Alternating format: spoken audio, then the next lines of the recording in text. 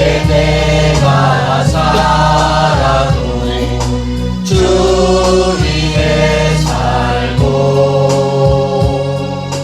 이제 내가 죽어도 주 위에 죽네.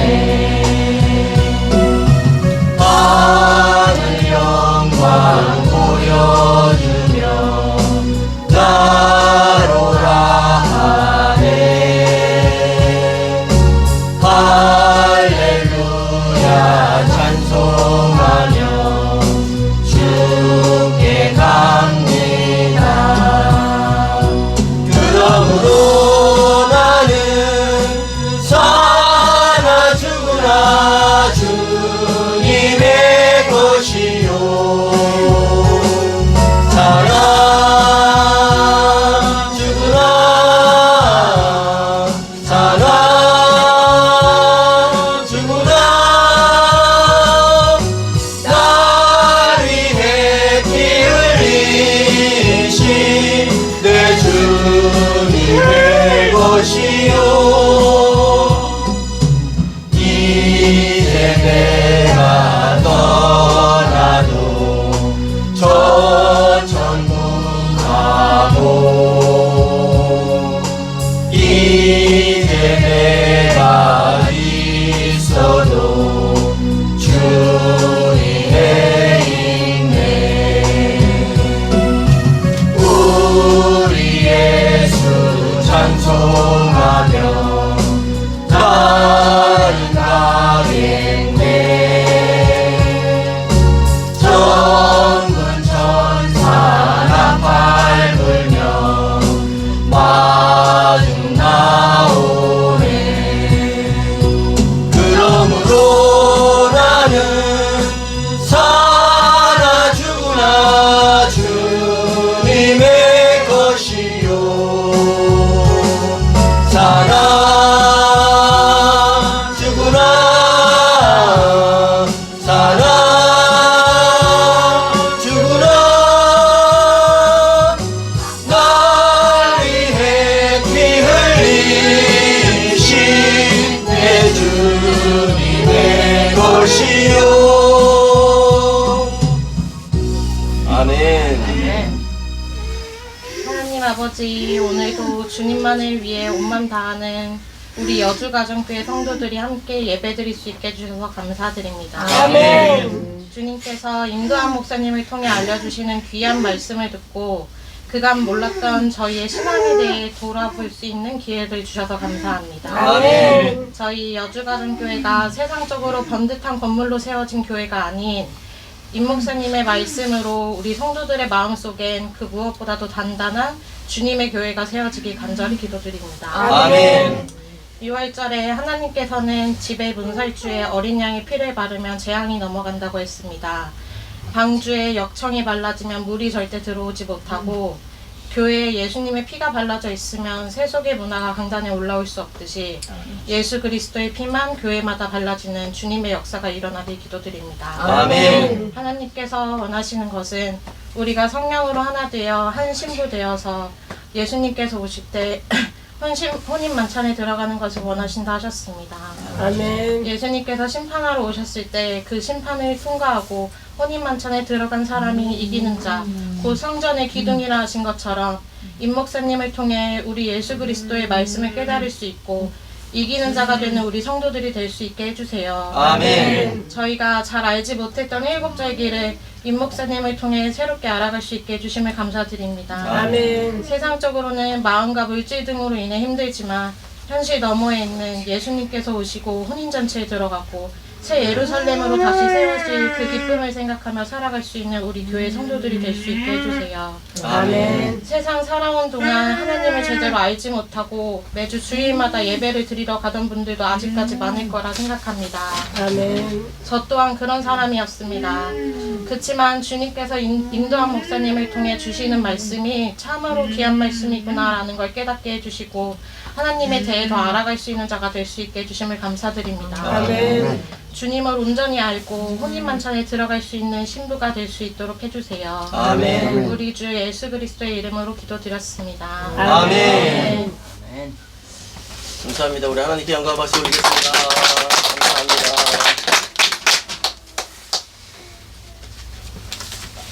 오늘 배가름 집사님 대표기도 데뷔 축하드립니다. 다음 주에 기도하실 분 저한테로 이따 알려주시면 되겠어요. 자원해서 해주시면 좋겠습니다. 오늘 성경 말씀 보시겠습니다. 골로새서 2장 17절. 골로새서 2장 17절.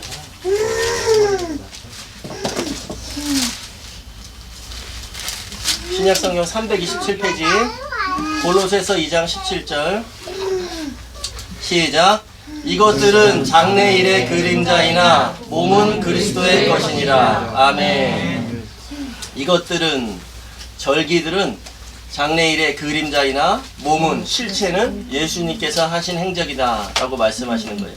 아멘. 우리가 지난주까지 해서 이스라엘의 7대 절기를 잘 마쳤습니다. 오늘은 한번 총 정리하는 그런 시간을 갖도록 하겠습니다.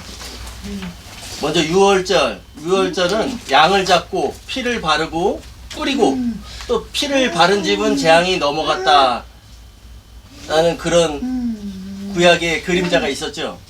근데 실체는 그럼 뭘까요? 실체?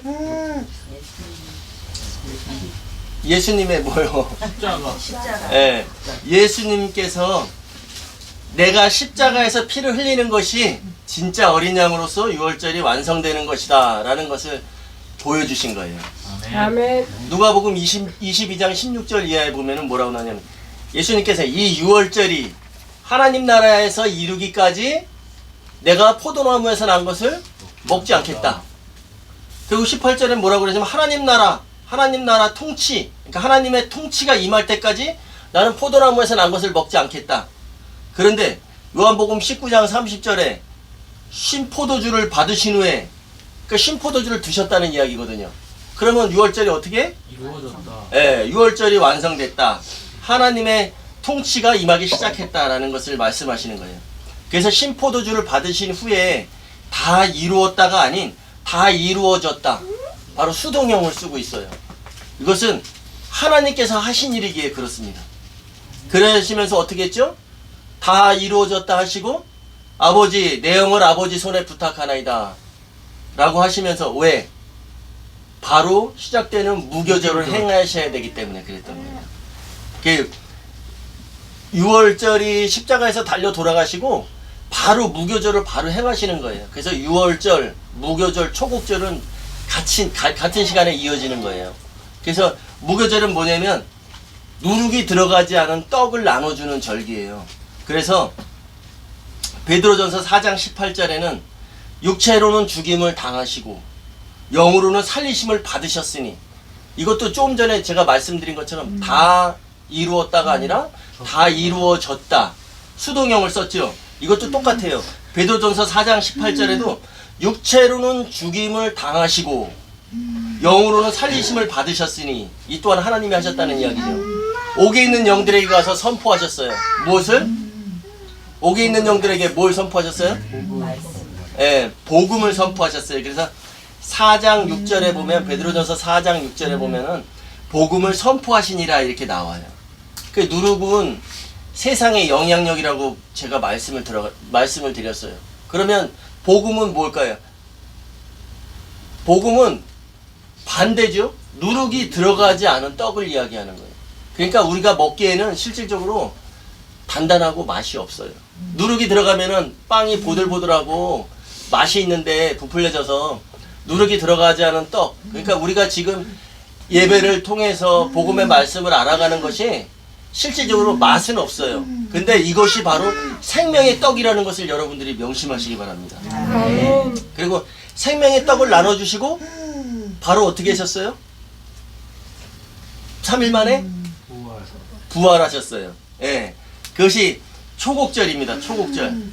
그러니까 요거는 그 요한복음 12장 24절에 초국절에 대한 그런 설명이 있는데, 우리가 지난번에 같이 예배 드렸죠. 근데 이것은 십자가 지시기 몇 시간 전에 예수님께서 하신 말씀이에요. 한 알의 밀이 땅에 떨어져 죽지 아니하면 한 알 그대로 있고 죽으면 많은 열매를 맺느니라. 이것이 바로 초국절에 대해서 예수님께서 설명해 주신 거예요. 나는 내가 땅에 들어가서 죽을 거야. 내가 죽어서 땅 위로 갈 거야. 그런데 내가 다시 살아날 거야. 내가 3일 후에 반드시 살아날 것이다. 근데 그때는 씨의 모습으로 나오는 것이 아니라 완전히 다른 모습으로 살아날 것이다. 그래서 육의 몸이 들어가서 영의 몸으로 살아나셨어요. 독생자의 몸으로 들어가셔서 맏아들로 살아나셨죠. 그죠?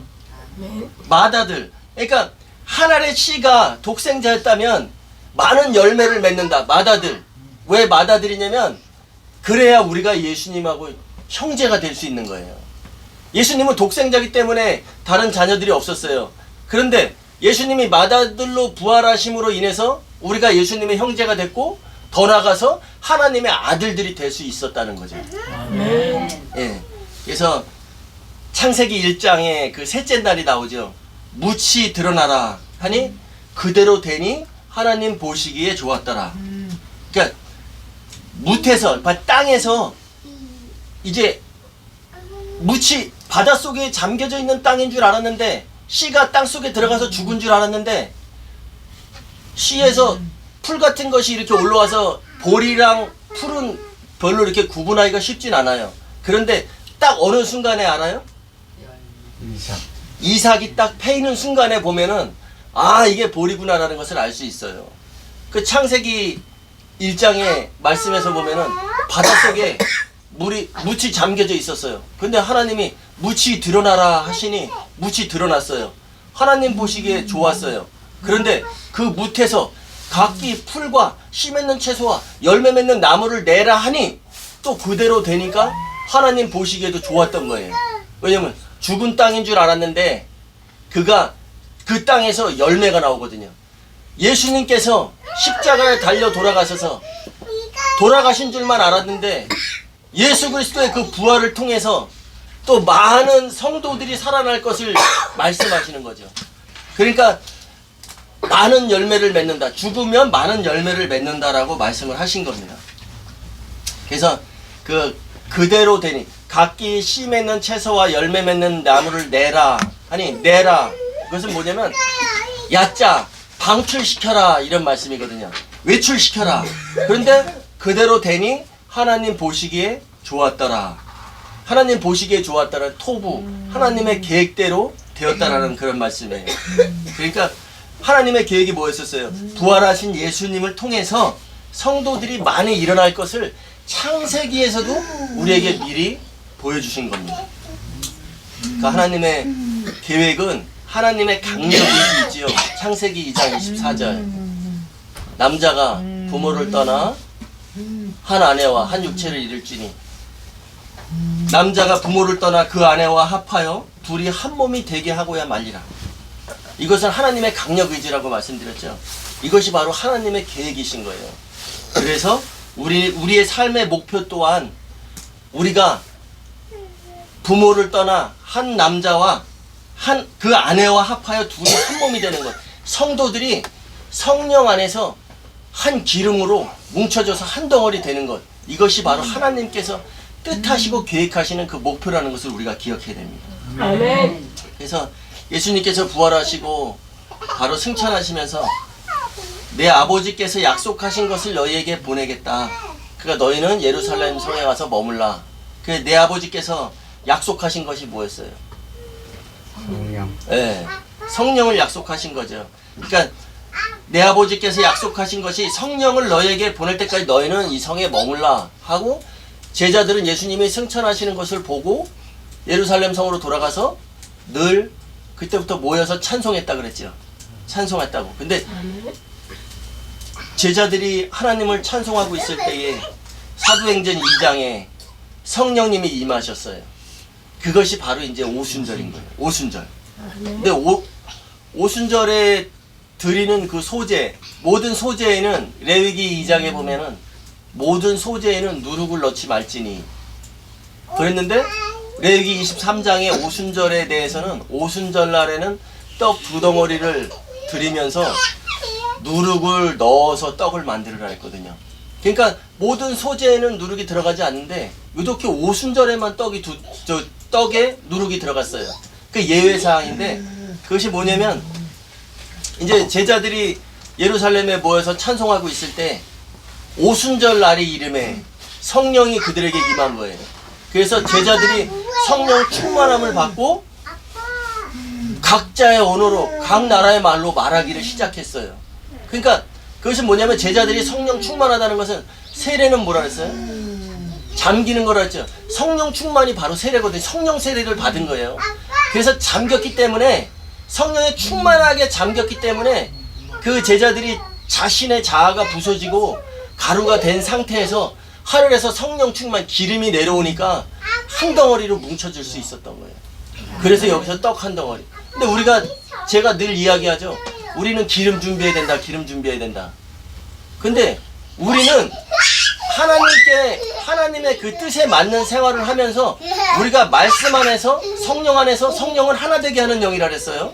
그러면 성령이 하나 되게 하시는 영인데 성령 충만한 사람들은 어떻게 돼요? 자기 자아가 부서지잖아요. 가루가 돼요. 그런데 내가 아무리 가루를 많이 쌓아놓고 있다라고 해도 바람이 한번 훅 불면 어떻게 돼요? 다 날아가 버리죠. 그렇기 때문에 우리가 기름으로 뭉쳐져야 된다는 거예요. 성령 가루 그 자체로 남아있는 것이 아니라 성령의 충만한 삶, 성령 안에 잠기는 삶을 살아서 그 한 덩어리의 떡이 돼야 된다는 거예요. 그래서 사도행전 2장 4절에 사도들이 성령이 충만함을 받아서 각 자기 말로 막 각 나라 언어를 얘기할 때 그 사람들이 성령 충만이 돼서 떡 한 덩어리가 됐어요. 그런데 41절에 가보면 그 제자들의 말을 받아들인 사람들 또한 성령 충만함을 받은 거예요. 제가 아마 설교한 것 중에서 오순절 설교가 가장 어려웠던 것 같아요. 근데 이 떡 두 덩어리가 그러니까 예를 들어서 예수님이 가시면서 성령을 보내주실 거야. 내가 약속한 것이 내려오기 너희에게 위로부터 능력이 입혀질 때까지 너희는 예루살렘 성에 머물러 라고 하시면서 가셨는데 제자들이 그 말을 듣고 돌아가서 예루살렘 그 성에서 찬송하고 있을 때에 이제 아버지께서 약속하신 위로부터 입혀질 능력이 내려온 거예요. 그래서 사도들이 성령 충만함을 받았기 때문에 사도들의 그 가루가 성령 충만 기름이 내려오니까 떡 한 덩어리, 또 사도들의 그 성령 충만함을 인해서 그들이 말하기를 시작했을 때 사도들의 말을 받아들인 사람들이 성령 충만함을 받아서 떡 한 덩어리, 이렇게 해서 떡 두 덩어리가 오순절에 된 거예요. 그런데 이들이 그러면서 이제 오순절은 그렇게 되면서 오순절이 지나면서 오순절이 임하면서 교회들이 시작된 거예요. 그래서 너희는 사도들의 터 위에 세워진 교회라 그러잖아요. 바로 사도들의 말을, 사도들이 성령 충만해서 사도들의 말을 하기 시작했는데 그 사도들의 말을 받아들인 사람들이, 그러니까 사도들의 터 위에 세워진 성도들이라는 거죠. 그것이 바로 교회라는 거예요. 교회. 예. 그래서 그런데 이들이 세워질 때 사도들도 마찬가지고 성도들도 마찬가지고 이들의 삶 속에서는 세상의 영향력이 있던 채로 교회가 세워진 거죠. 그렇기 때문에 고린도후서 5장 7절에 사도 바울이 너희는 누룩이 없어야 되는 자인데 너희가 새 덩어리가 되기 위해서 너희가 묵은 누룩을 내버려라. 그게 뭐냐면 너희는 원래 누룩이 없어야 되는 자들인데 시작할 때는 어떻게 됐어요? 시작할 때는 성령 충만을 받아들임으로 인해서 우리가 그냥 성령 충만한 그 기름이 돼버렸잖아요. 기름에 잠겨버렸잖아요. 그러니까 누룩이 있던 채로 교회가 형성된 거예요. 그렇기 때문에 너희가 이제 성도로서 교회가 세워질 때부터 가지고 있던 누룩을 이제 점차 제거해야 된다고 그렇게 말씀을 하신 겁니다. 왜? 하나님께서는 누룩이 들어간 소재물은 받지 않으신다 그랬잖아요. 그러니까 우리가 예배를 통해서 말씀을 통해서 또 하나님께서 이루어 가시는 그 절기를 통해서 우리가 지금 현재의 삶을 살아가고 있지만 과거의 삶을 돌아봤고 앞으로의 삶을 또 우리가 생각할 수가 있잖아요. 누룩이 이런 거였었구나. 근데 제가 아까 서두에 말씀드렸다시피 누룩이 들어간 떡은 먹기가 좋아요. 우리가 카스테라나 이런 거 보면은 부풀려져 있어가지고 안에 공기도 주고 부들부들하고 맛있잖아요. 그런데 누룩이 들어가지 않은 떡은 맛이 없어요. 딱딱하고 먹기에도 좋지 않아요. 바로 복음이라는 것이 바로 이런 겁니다. 우리가 예배 드리면서 모르던 것을 알아가고, 우리 백아른 집사님 아까 기도할 때 많이 은혜 받았어요.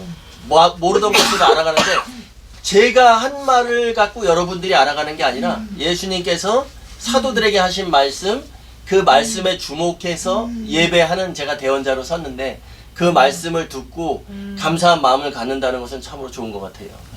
저도 뿌듯합니다. 그래서 우리가 유월절, 무교절, 초곡절 그 세 가지 절기가 예수님께서 바로 이루신 후에 바로 위로부터 내려오는 능력이 있었어요. 이것이 바로 오순절의 성령이었던 거예요. 그래서 그 다음에 오순절에 성령이 임했어요. 그 지금 현재 우리가 지금 성령 시대를 살아가고 있는 거예요. 그러니까 성령은 뭐예요? 하나 되게 하는 영. 에베소서 4장 3절에 평안에 매는 줄로 성령의 하나됨을 힘써 지키라. 그 매는 줄이 뭐라 그랬어요? 서로 연결되는 거라 그랬잖아요. 연결되는 거. 하나님과 나 사이에 서로 붙잡는 거예요.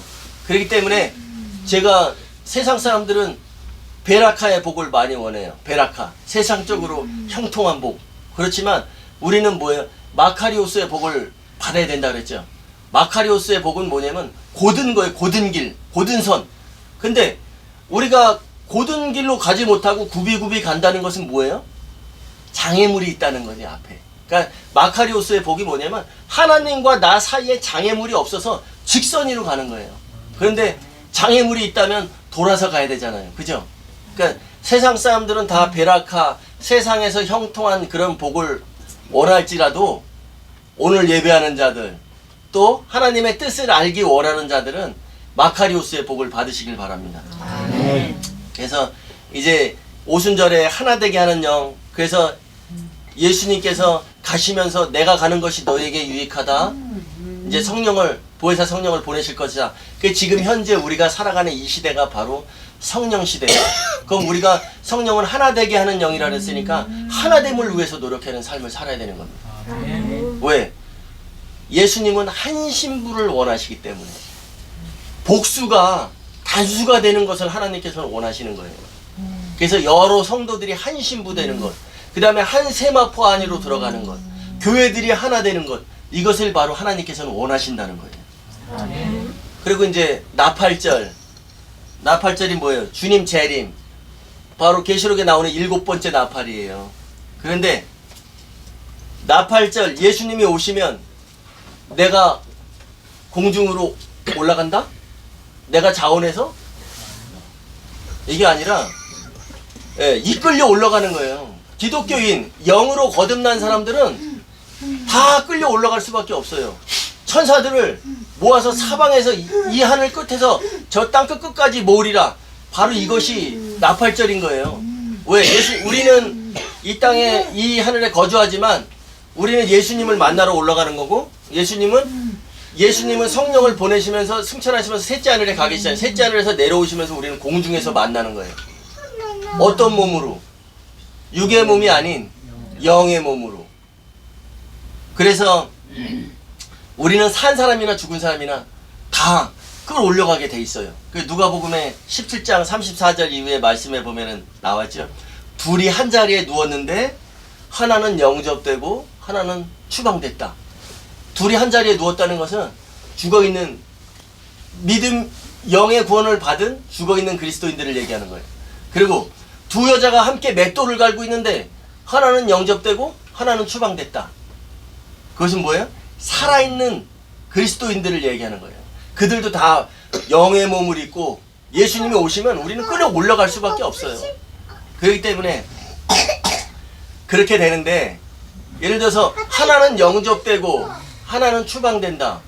이게 쉽게 들으면 쉬운 얘기지만 이것은 확실하게 구분되는 거거든요. 문에 들어가고 그 안으로 들어가고 추방되는 거. 그러면 땅이 갈라져서 심판하시는 것처럼 우리는 확실하게 반드시 구분된다는 것을 우리가 꼭 기억해야 돼요. 우리가 지금 살아가면서 간과하고 있는 것이 뭐냐면 영의 구원이 모든 걸 다 이루었는 줄 알아요. 그렇기 때문에 예수님께서 다시 오시는 것, 왜 오시는 것, 이것을 전 어제 밤에 계속 잠을 자면서 꿈을 꿨어요. 그런데 우리는 다 반드시 끌려 올라간다는 것을 기억해야 됩니다. 근데 다 끌려 올라간다고 해서 다 되는 건 아니잖아요. 거기서 영접되고 추방되는 것. 추방이라는 것은 뭐냐면 떼어내는 거예요. 떼어내서 거기 서게 하는 거예요. 그러니까 여기에 있어야 되는데 한 덩어리가 되지 못하고 밖에서 배워야 하니까 이걸 떼서 갖다 놓고 거기에만 있게 하는 것. 그것이 바로 떼어내는 거거든요. 우리는 떼어내지는 자가 아니라 한 자리에 뭉쳐지는 자들이 돼야 돼요. 그것이 바로 하나님께서 원하시는 뜻이요. 우리가 추구하는 신부됨의 목적이에요. 아멘? 그래서 그 죽은 사람이나 산 사람이나 다 들려 올라가는데 거기에 그 몸이 있는 곳에 그 독수리들이 한데 모여지느니라 이렇게 나왔거든요. 누가복음 17장 37절에 그 몸이 있는 것에 그 몸이 뭐예요? 실체는 예수 그리스도라 그랬죠. 예수 그리스도의 몸 그거를 큰 독수리로 표현한 거예요. 큰 독수리가 있는 곳에 공중에 큰 독수리가 내려오니까 작은 독수리들이 다 한데 모여지느니라. 이것 또한 수동형이에요. 한데 모이느니라가 아니라 모여지느니라. 이거 수동형입니다. 작은 독수리. 그러니까 이것이 뭐예요? 추수 때 다 모여지는 거예요.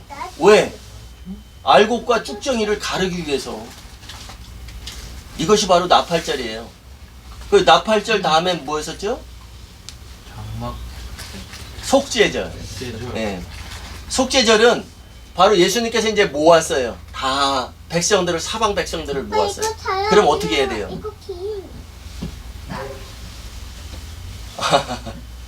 이제 다 모았으니까 심판하시는 거예요. 근데 분명한 것은 예수님은 이 땅에 오실 때 심판하러 오시는 것은 아니에요. 그 목적은 아니에요. 왜? 신부를 얻기 위해서 오는데 신부가 적합한지 아닌지를 심판하시는 거지.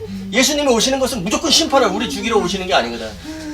신부를 맞이하러 오시는데 그 신부로서의 자격이 있는가 없는가, 기준이 되는가 안 되는가를 심판하신다는 그런 내용이에요. 심판은 누구랑 누가 하죠? 사도 12시. 네, 사도들과 예수님이 하시는 거예요. 그래서 마가복음 19장 18절에 보면 세상이 새롭게 되어, 세상 나라가 새롭게 되어 인자가 영광으로 올 때에 너희도 12보좌에 앉아서 이스라엘 12지파를 심판하리라. 너희가 사도들인데 이스라엘의 12지파는 바로 신약시대의 성도들, 오늘날 우리들을 이야기하는 거예요. 그러니까 그렇게 해서 심판하러 오셔요. 근데 그 신부를 맞이하러 오시는데 중매쟁이였던 사도들과 예수님이 이 사람이 신부의 자격이 있는가 없는가를 바로 거기서 판단하시는 거죠. 그런데 그 예수님께서는 요한복음 5장 27절에 인자됨으로 말미암아 아버지께 심판하는 권한을 받으셨다 그랬어요. 그렇기 때문에 예수님이 인자 사람의 육신으로 사람의 모양으로 오셔서 이 땅에 오심으로 말미암아서 예수님께서 심판하시는 권한을 받았다고 나와요. 그러면 심판의 기준은 그럼 뭔가요? 심판의 기준은 신부로서 적합한가? 아닌가? 이 사람이 예수께서 십자가에 달려 돌아가시면서 신부의 그 정언을 하고 가셨는데 그동안에 음행했는가? 음행하지 않았는가? 그것이 바로 심판의 기준이에요. 그것이 우리가 그 슬기로운 처녀, 미련한 처녀 이야기했던 것처럼 기름 준비가 되어 있는가? 안 되어 있는가? 그것이 바로 심판의 기준인 것입니다. 또 성령을 보내주면서 성령으로 하나가 되라고 했는데 성령으로 하나 됐는가 안 됐는가? 그것이 바로 심판의 기준인 거예요. 성도들이 자아가 부서지고 깨져서 흰 가루가 되었다고 할지라도 기름 준비가 되어 있지 않으면은 한 바람에 그냥 훅 날아가 버리면 끝나는 거잖아요. 그래서 우리가 그런 의도에서도 기름으로 뭉쳐져야 되는 거고, 하나님께서 성령을 보내주신 이유가 바로 너희가 하나 돼야 된다. 기름으로 하나 돼야 된다. 근데 왜 여기서는 기름을 자꾸 비유하셨습니까? 왜 기름으로만 비유하셨습니까? 그런데 중동 지방에는요 물이 먹을 수가 없어요. 석회질이 많아서. 그래서 그 우리나라에서는 어떻게 해? 반죽할 때 다 어떻게 하죠? 물을 쓰잖아요. 물을 써서 반죽을 하는데 중동 지방에 있는 물은 석회질이 많아서 먹을 수가 없는 물이에요.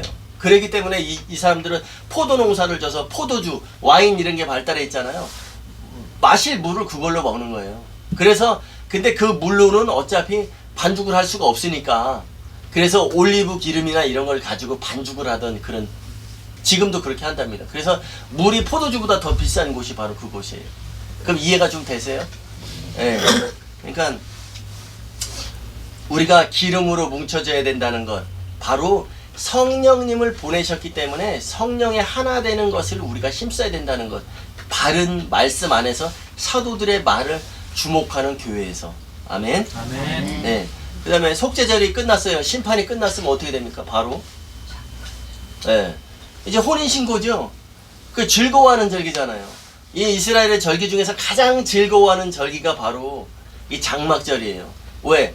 이 장막절이라는 것은 이제 예수님이 오셔서 성도들을 다 모아서 알곡과 쭉정이를 골랐는데, 알곡들은 혼인만찬에 들어갔어요. 혼인만찬 들어간 후가 바로 장막절인데 얼마나 즐겁겠어요. 그러니까 너희들은 기뻐하고 즐거워하라. 그 다음에 바벨론 포로에서 돌아온 후예들이 1000년 동안에 지켜지지 않았던 그 장막절을 그들이 지켰다 그랬죠. 느헤미야 8장 7절에서. 그러니까 그들에게 매우 큰 기쁨이 있었다라고 얘기했잖아요. 그러니까 장막절은, 하나님께서 장막절을 제정하신 이유는 바로 우리에게 매우 큰 기쁨을 주시기 위해서 장막절을 제정하신 겁니다. 그래서 너희는 기뻐하고 즐거워하라 그랬지만, 그 기뻐하고 즐거워하라의 그 즐거워하라에도 하나님께서 그 반드시 너희를 즐겁게 하고야 말 거야 라는 그런 강력한 의지가 바로 거기 들어 있었어요. 창세기 2장 24절처럼 내가 반드시 그렇게 되게 하고야 말 거야 라고 했던 것처럼 반드시 너희들이 즐거워하게 할 거야 라고 말씀을 하셨던 거죠. 장막절에 들어간 사람들이 어떤 사람이냐면, 이제 혼인잔치에 적합한 그 신부로서의 자격을 갖춘 사람들, 그 사람들이 심판을 통과하고 이제 들어간 사람들에게 하나님께서 약속을 하셨어요. 계시록 21장 14절의 말씀을 보면 새 예루살렘, 그 성, 그러니까 새 예루살렘의 밑바닥에는 12기초석이 있고, 그 기초석 위에는 12사도의 이름. 그러니까 기초석이 이렇게 있는데 기초석 위에 세워졌다는 게 아니라 기초석 그 위에 보면 12사도의 이름이 있다는 거예요. 그런데 하나님께서 우리한테 약속하신 건 뭐예요? 이기는 자는 성전에 기둥이 되게 하겠다. 그러니까 이제 사도들의 말에 사도들이 기초석으로 있다면 여기에 이기는 자, 성도들이 바로 기둥이 된 거예요. 그러면 이제 하나님께서 그 기초석이 세워졌고 기둥이 세워졌어요. 그 위에다가 이제 장막을 치시는 거예요. 아멘? 아멘. 그래서 그 사도들이 바로 기초석이었다면, 사도들은 심판하는 그 자리에서 이제 그들의 몫을 다하는 거예요. 그래서 예수님이 그 오셔서 심판하신 그때까지 12보좌에 앉아서 12지파를 심판하리라, 사도들의 몫은 거기까지. 이제 이들은 새 예루살렘의 기초석으로 남은 거고, 이제 이기는 자는 천년왕국으로 들어가서 예수님과 함께 통치하고 하면서 그들이 이제 마지막에 백보자 심판에서 사도들이 예수님과 함께 심판하는 거예요. 그래서 계시록 12장 12절에 보면은, 그러므로 하늘들과 그들 가운데에 거하는 자들은, 근데 거하는 자들이 뭐냐면 장막 칠 자들은, 그러므로 하늘들과 그들 가운데 장막 칠 자들은 즐거워하라, 이렇게 나와요. 그 말씀에 그렇게 나온다고. 그런데 그러나는 뭐예요? 반대죠? 그러나 땅과 바다는 화 있을진저 마귀가 자기의 때가 얼마 남지 않은 줄 알므로 크게 분내어 너희에게 내려갔습니다. 이 말씀 잘 기억해 보세요. 그러므로 하늘들과 그들 가운데 장막 칠 자들은 즐거워하라. 그러나 땅과 바다는 화 있을진저 이는 마귀가 자기의 때가 얼마 남지 않은 줄 알므로 크게 분내어서 너희에게 내려갔다. 마귀가 왜 내려왔을까요? 네. 마귀가 내려온 목적은 어디로 내려왔을까요? 바로 땅으로 내려갔다 그랬잖아요. 교회로 내려온 건 교회로. 그래서 예수님과 혼인하는 것을 잊어버리게 하기 위해서 그렇게 내려온 거예요. 근데 이 땅은 뭐예요? 교회는 주님 맞을 준비하라고 하나님께서 기회를 주신 곳이에요. 그래서 오늘도 우리는 주님 만날 준비하면서 기름을 채우고 있는 겁니다.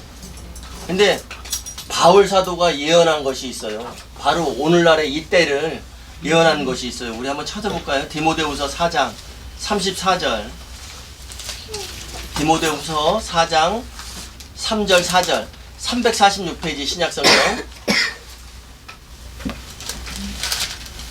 디모데후서 4장 3절 4절 시작.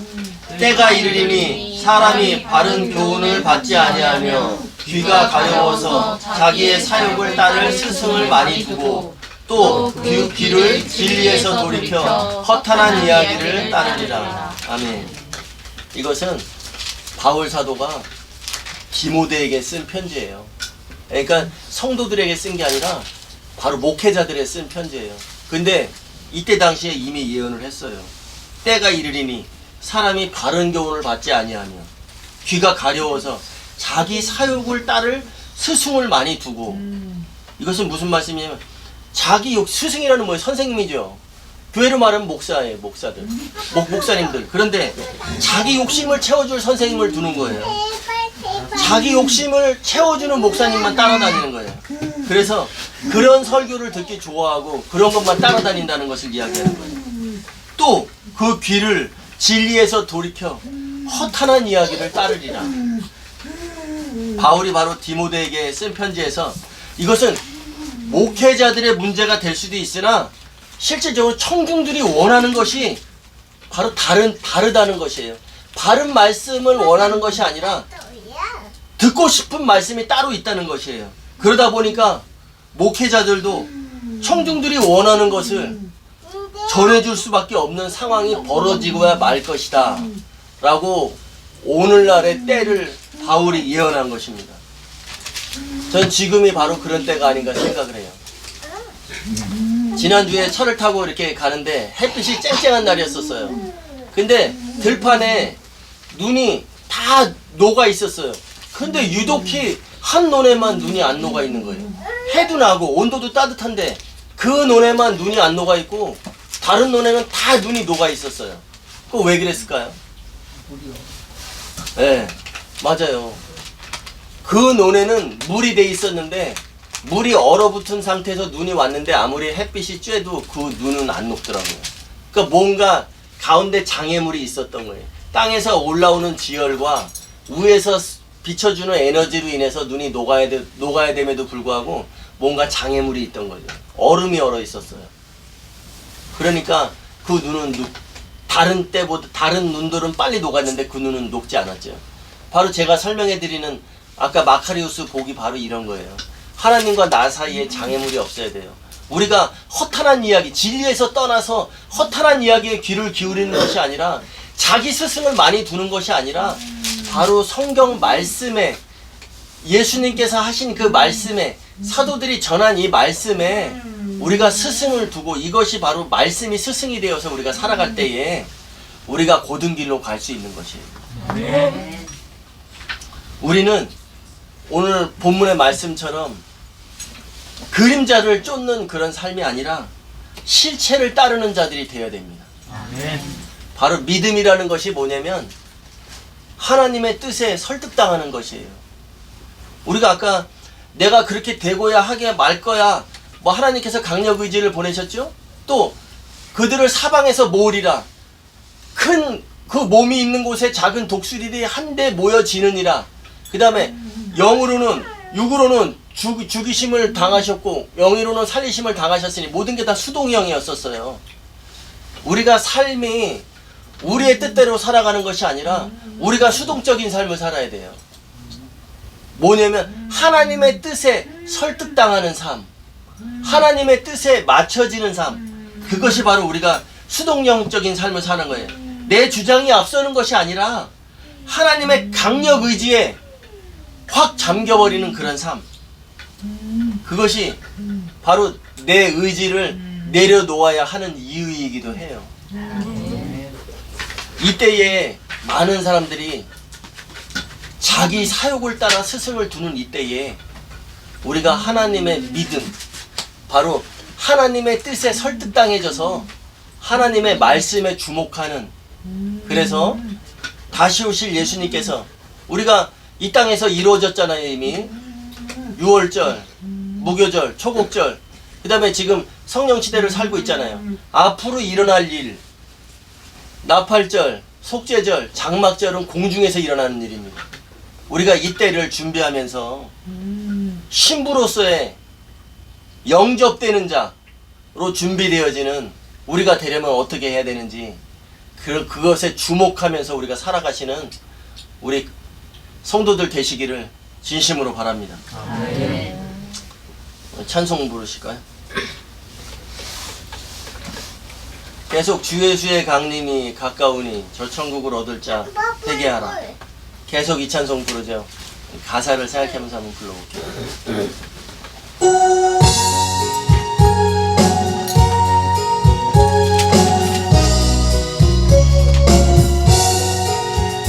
주 예수의 강림이 가까우니 저 천국을 얻을 자 회개하라.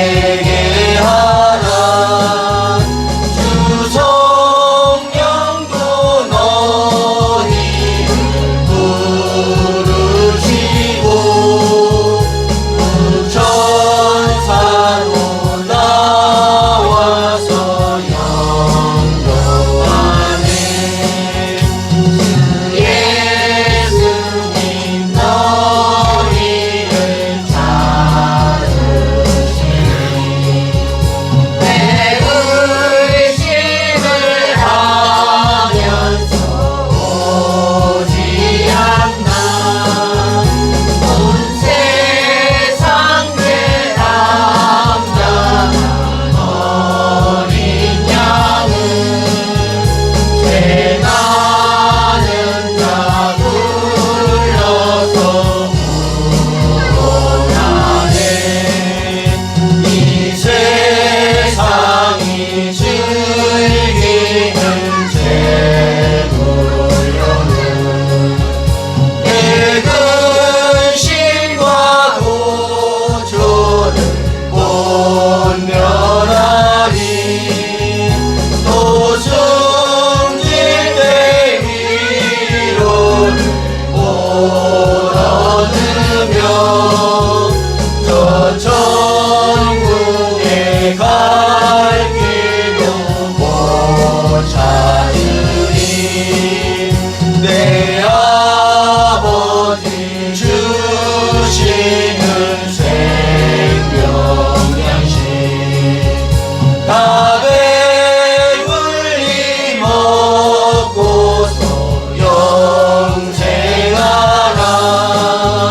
모든 심을 버리고 주께 오면 그 한없는 자비를 힘입으리.